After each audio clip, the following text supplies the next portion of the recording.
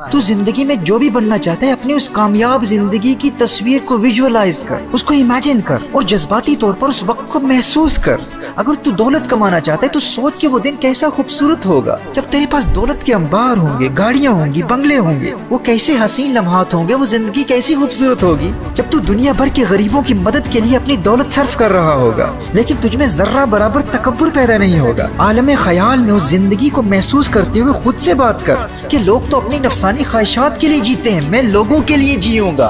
دنیا تو اپنے لیے جیتی ہے، میں دنیا کے لیے جیوں گا۔ کسی غریب کی عزت نفس مجروح نہیں ہونے دوں گا، اور وہ وقت کبھی نہیں بھولوں گا کہ میری پرورش کے لیے میرا باپ در در کی ٹھوکریں کھاتا رہا، متکبر سیٹھوں کی گالیاں سنتا رہا، لوگوں کے تانے سنتا رہا، لوگ اس کا تمسخر اڑاتے رہے، نظر حقارت سے دیکھتے رہے، اس کی تحقیر و تذلیل کرتے رہے، لیکن وہ میری پرورش کے لیے ہر ایک کے تانے برداشت کرتا رہا۔ اب میں اپنے باپ کو اس قدر خوش کروں گا کہ اس کی اپنی گاڑیاں ہوں گی، اس کے اپنے بنگلے ہوں گے، اس کی اپنی جائیدادیں ہوں گی۔ اپنی کامیابی کو ایموشنلی ایکسپیرینس کرنے کے لیے تو اس وقت کو محسوس کر کے وہ دور کیسا خوبصورت دور ہوگا۔ میرے اسکول کی فیس ادا کرنے کے لیے میری ماں لوگوں کے گھروں میں برتن صاف کیا کرتی تھی۔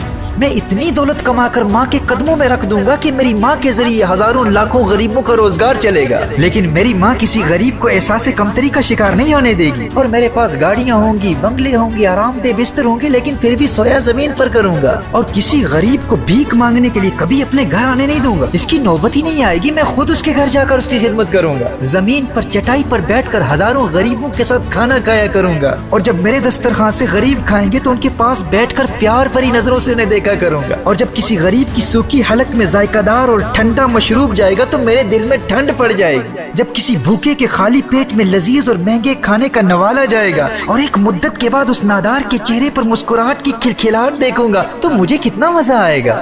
ہر مفلس و نادار و غریب کو عزت دوں گا، دولت کے انبار ہوں گے لیکن اپنی اوقات نہیں بھولوں گا۔ ہر روز کم از کم 3-4 منٹ نکال کر اپنی کامیابی اور اپنے مقصد کو ویژوالائز کریں، اسے امیجن کرتے رہیں، اسے جذباتی طور پر محسوس کرتے رہیں، ایموشنلی ایکسپیرینس کرتے رہیں۔ وہ وقت کیسا خوبصورت ہوگا جب میں اپنی دولت یتیموں کی پرورش اور تعلیم پر لگا دوں گا، اور کسی کو اس بات کا علم ہی نہیں ہوگا، لوگوں کو نہیں بتاؤں گا، میڈیا کو بھی نہیں بتاؤں گا، ان یتیموں کو بھی نہیں بتاؤں گا، انہیں خود بھی نہیں پتا ہوگا کہ ان کی تعلیم اور پرورش پر کون دولت خرچ کر رہا ہے۔ بس چپکے چپکے ان کی کامیابی کو دیکھ کر دل ہی دل میں خوشیاں منایا کروں گا۔ میرے دوستو، آپ کی جو بھی ڈریم ہے، جو بھی مقصد ہے، جو بھی منزل ہے، جو بھی تمنا ہے، جو بھی آپ کا ہدف ہے، آپ اسے جذباتی طور پر محسوس کرنے کے لیے ہر روز ایک خاص وقت مقرر کر لیں کہ وہ زندگی کیسی خوبصورت ہوگی جب آپ ایک عظیم اسکالر بن چکے ہوں گے، ایک کامیاب اسپورٹس مین بن چکے ہوں گے، ایجوکیشن میں غیر معمولی کامیابی حاصل کر چکے ہوں گے، بہت بڑے پولیٹیکل لیڈر بن چکے ہوں گے، بہت بڑے بزنس ٹائکون بن چکے ہوں گے۔ آپ کا جو بھی مقصد ہے اسے ہر روز ایموشنلی ایکسپیرینس کرنا بہت ضروری ہے، کیونکہ آپ اپنی ول پاور کو تنہا نہیں چھوڑ سکتے۔ ول پاور کو ہر روز ایموشنل ایکسپیرینس کے ساتھ ملانا ہی ساری گیم چینج کرتا ہے۔ اور جب میں میڈیٹیشن پر بات کروں گا تو پھر آپ کو بتاؤں گا کہ اس ایموشنل ایکسپیرینس کا میڈیٹیشن کے ساتھ، مراقبے کے ساتھ کس قدر گہرا تعلق ہے۔ تو ول پاور کی مضبوطی کو قائم رکھنے کے لیے ایک پوائنٹ تو یہ ہے کہ ایموشنل ایکسپیرینس کے ساتھ اس کی دوستی کرانا بہت ضروری ہے۔